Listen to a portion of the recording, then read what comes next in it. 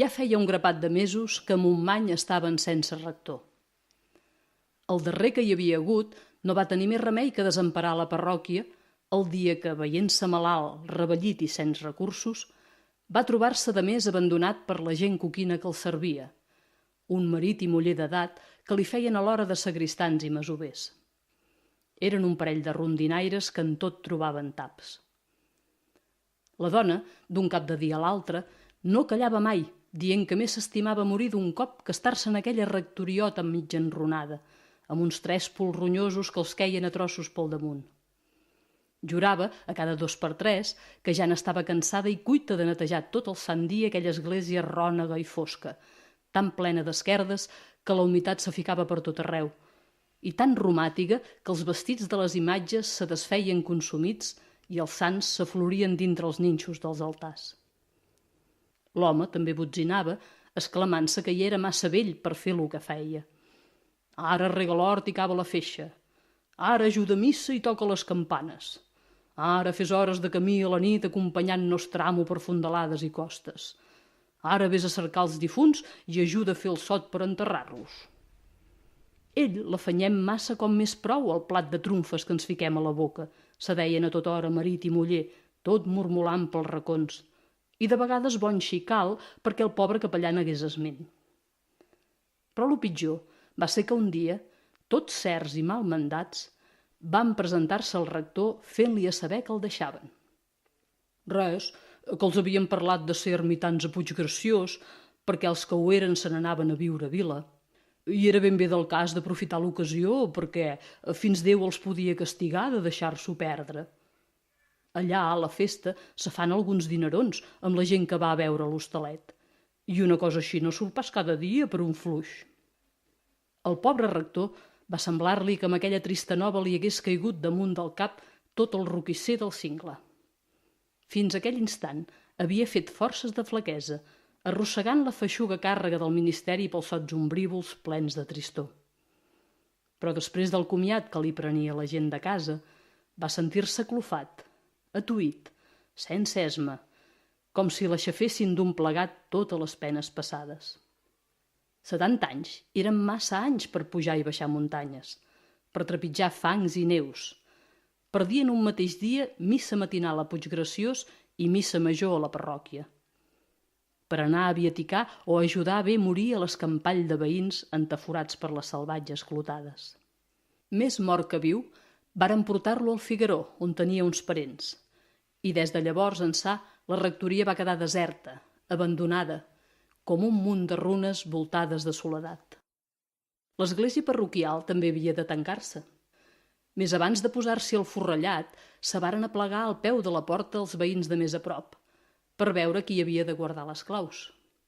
La veritat sigui dita, no hi havia pas ningú que tingués gran cobdícia de guardar-les. Les coses del temple i de l'altar els feien certa temença als buscarols. I això de poder entrar i sortir de l'església i d'encarregar-se de tot lo de dins els donava una mena de besarda. Des dels més grans als més xics sentien com una por sagrada de les vestidures sacerdotals, dels ornaments de dimissa, de la patena i el calze. Sabien que tot allò venia a ser la vaixella i el ropatge del mateix Déu poderós que goreix o mata els homes, que fa llampagar o fa sortir el sol. I solament de tensar-se en aquelles coses del servei diví, hi havia home que tremolava i s'esfereïa. Per això, encara que haguessin patit la més negra misèria i encara que s'haguessin mort de fam, molts no haurien gosat a posar la mà damunt dels vasos sagrats, per por que un llamp del cel no els vingués a soterrar entremig del sacrilegi. A més, hi havia una altra cosa, i és que no era pas cap secret per ningú la poca vàlua que tenien aquelles pobres joies del temple muntanyenc. Sa com llà, tothom sabia que el plat de les canadelles era de plom, que el calze era d'aram i que les casulles eren tot un sorgit de cap a peus.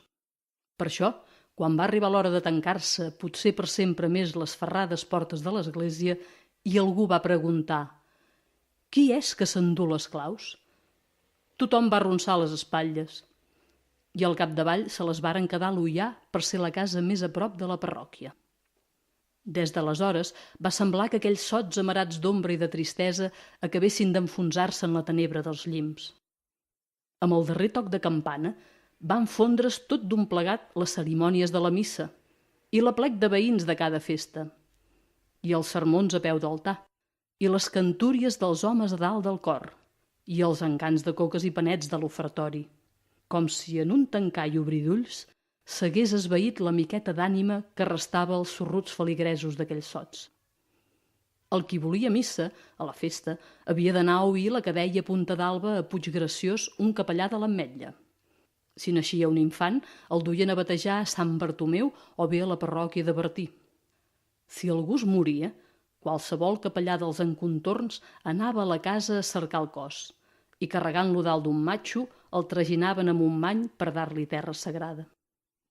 Feia una cosa més trista tot allò.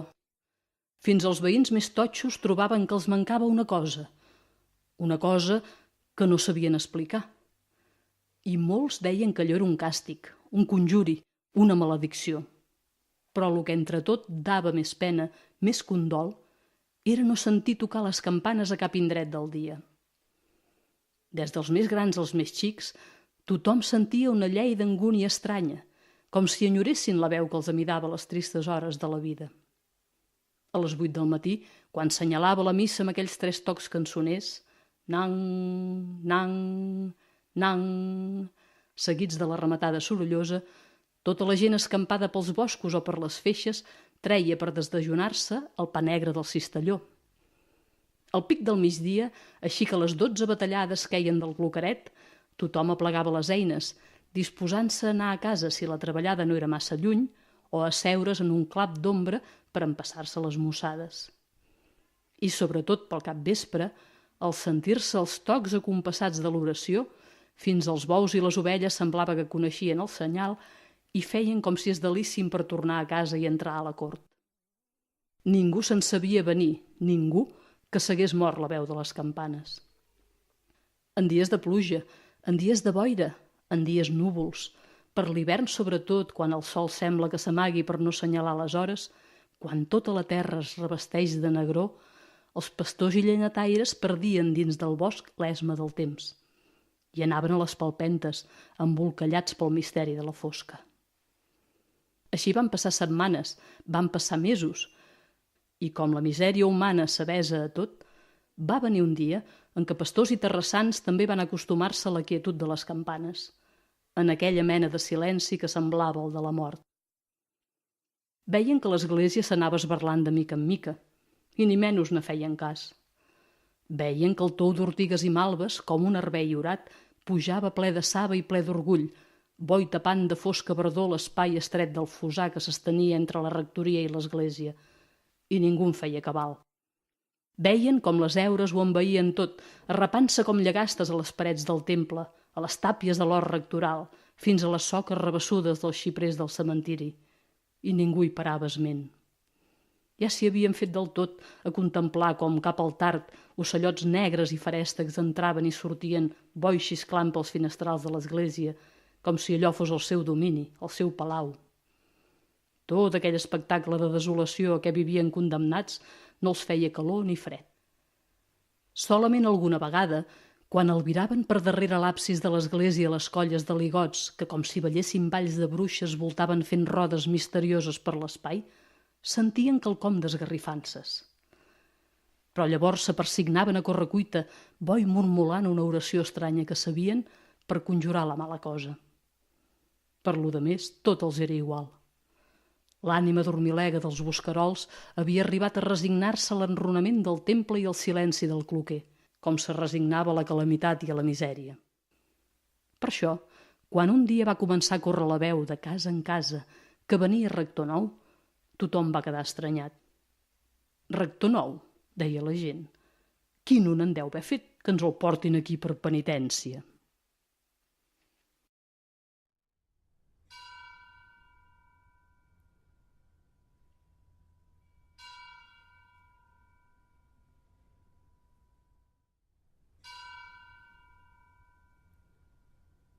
And so, one afternoon, some local people out in the woods caught sight from there of a priest.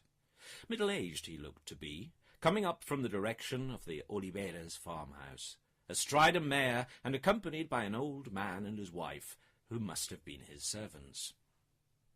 The news travelled in whispers, from one ear to the next.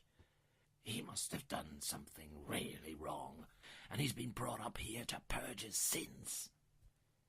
Far from being suspicious, the priest was completely ignorant of the mutterings that his arrival was causing. Still less could he guess that the malice of those woodlanders might be so refined when it came to sniffing out badness lying deep in the recesses of any secret. He rode painfully on and on, up the arduous mountain route, eager to reach before dark the parish to which he had been appointed. The path is long and steep, just like the rest of the journey that lies ahead before I find peace in my soul. But the deeper he penetrated into the dense solitude of the woods, the easier and the brave he came to feel. Suddenly, it seemed as if his spirits were being lifted by the view of the century-old trees standing tall and serene before him, and by the invigorating fragrance of their resins that wafted gently over his drawn features. It was as though they were offering him a new life, putting out of sight his previous one, and erasing from his head the burning memory of his dreadful fall into disgrace, all those errors of judgment and all that excessive pride which had filled his heart, the causes of his exile. The further he went into the shadowy mystery of the pine woods, the more he felt his spirit easing. It was as if, little by little, with each stretch of track covered, he was also leaving behind the heavy burden of his previous tribulations. He had not experienced such a sweet moment ever since the day of his repentance, when, with tears pouring down his face, he had felt that the whole weight of his sorrow and remorse had been lifted from his chest.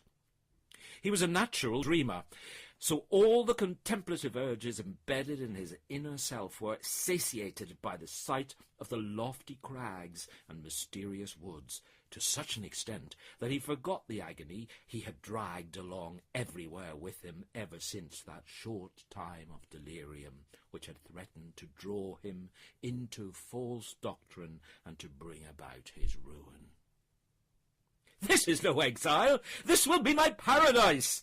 said the priest to himself, as he turned left from the valley and started up the rough climb to the Wiyah farm.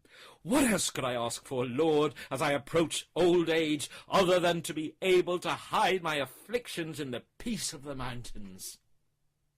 Then a thought came into his mind. Maybe the infinite compassion of the Almighty, instead of punishing him for a moment of wrong-headed weakness, wanted rather to reward him for his repentance. From the depths of his heart he felt the swelling of an immense gratitude for the mercy of God, who was guiding his steps towards the loneliness of those imposing surroundings. "How beautiful is everything here, despite all its wildness!" exclaimed the priest, gazing at the mighty Berti cliffs on his right, towering above him like an immense rampart built by gigantic arms at the beginning of time. Admiration was springing abundantly forth deep inside him, bringing biblical words to his lips. "Wondrous are your works, Lord, and no mouth is worthy enough to praise them." And as though he could not contain the enthusiasm he felt, he was eager to infect his companions with it, asking them excitedly, "Isn't this all admirable, Giuseppe?" "Yes, father," replied the old man, humbly respectful, while guiding the priest's mare by the halter. "Don't you think this is beautiful, Mariagna?" said the priest, this time addressing the housekeeper, who was coming along behind the mare, mounted on a mule carrying all their household goods packed in sacks, bundles, and pillowcases, and the poor old woman, nodding slightly, muttered respectfully, "Yes, father." Facing the dense forest in front of him, the new priest's eyes opened wide, like those of a child, shining at the prospect of living and dying in peace, surrounded by the serenity of those wild, empty ravines. The only thing that slightly tightened his heart was coming across the occasional local who was going to or returning from Figaro. He observed their surly demeanour, or the sideways looks they gave him as they went by, seeming as they did to be asking how and why strangers were moving into the rectory, as though resentful at the arrival of newcomers. "Good afternoon to you," the priest greeted them kindly. "God be with you," replied the tongue-tied passers-by, with their heads bent and eyes cast down, as though embarrassed to return that greeting. But as soon as they had walked on for a few yards, they would turn their heads with a sly look, squinting to see what they could make of the outsiders, or how they looked, or how they were dressed, or whether they were carrying much baggage. "Oh, they are rough and ragged like the mountains they live in," thought the priest, trying to make sense of the surly disposition of these people.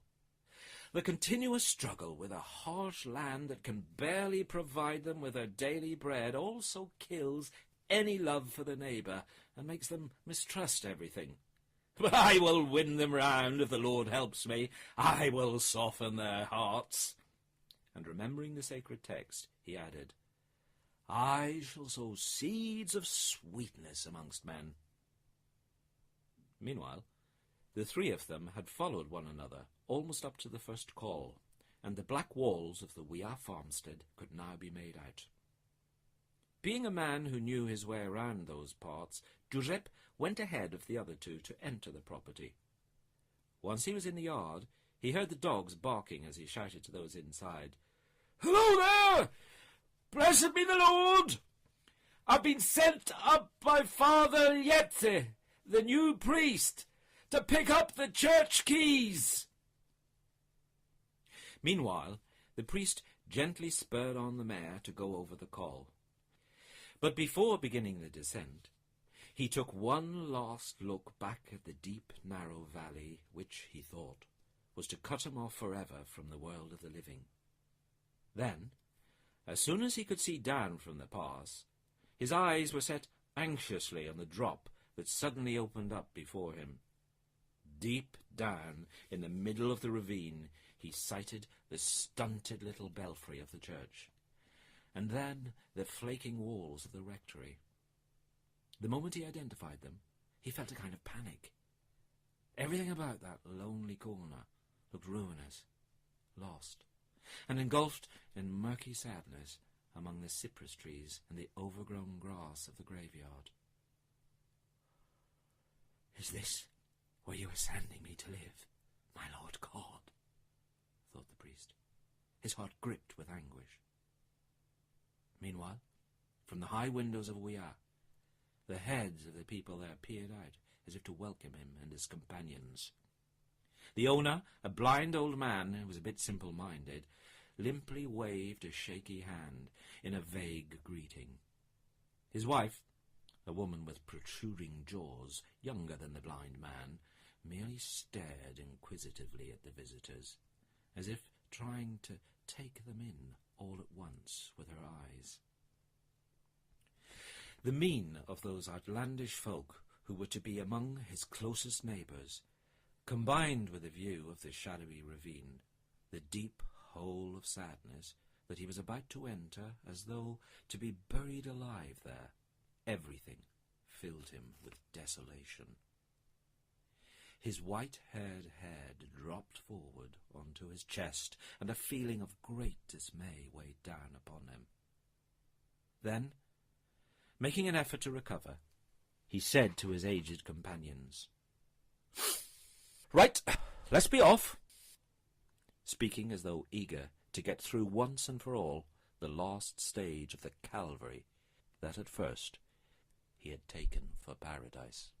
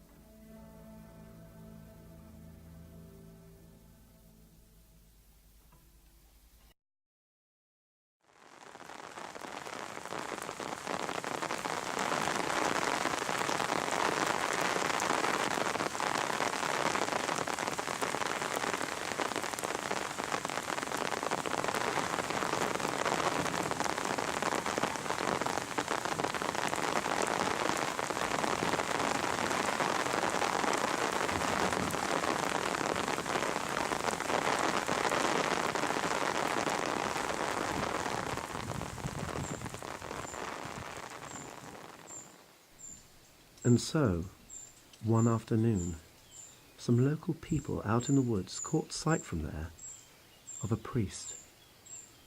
Middle-aged he looked to be, coming up from the direction of the Oliveras farmhouse, astride a mare, and accompanied by an old man and his wife, who must have been his servants. The news travelled in whispers from one ear to the next. He must have done something really wrong, and he's been brought up here to purge his sins. So why am I being buried alive here? They are burying you here as a punishment, came the reply from the depths of the abyss. You, in your vanity and presumption, try to dazzle people with marvellous, clever ideas. You wanted to resurrect an ancient philosopher, a wise man from centuries ago, who had been completely forgotten by everybody. It was your vanity that made you pry into the sealed tomb that his writings had become, disturbing the mould on his books, their pages riddled with wormholes and sinful ideas. Out of vanity, you claimed that universal truth was to be found there, and, as your arrogance became ever stronger, you attempted to turn that heretic into a saint.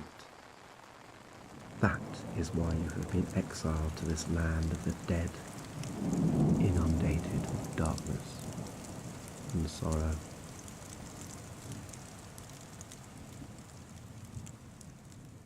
His head was filled with the restless phantoms, the remnants of his earlier delirium, and so every night he watched in the darkness the silent procession of the night hours.